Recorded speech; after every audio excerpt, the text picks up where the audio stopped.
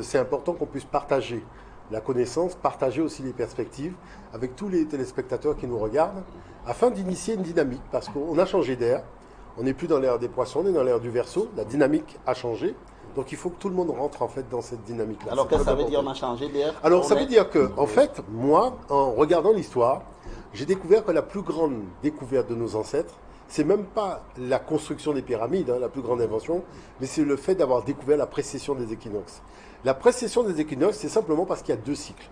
Il y a un cycle qu'on appelle le zodiaque, que nos ancêtres ont découvert aussi, avec les 12 signes donc, de l'année. Et le zodiaque, c'est un cycle de 365 jours. C'est une année, 12 mois.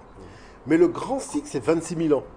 C'est-à-dire que comme la Terre elle est légèrement inclinée, le grand tour qu'elle fait c'est 26 000 ans, et là elle prend les constellations à reculons, mais elle va rester 2160 ans dans une constellation.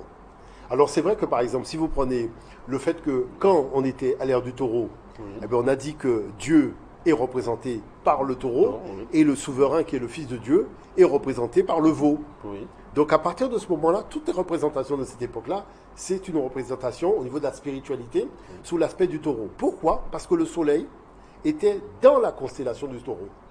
Après, on a changé de temple. On est descendu à Karnak, donc Wasset, la grande capitale de Thèbes. Et là, Dieu est représenté sous la forme du bélier.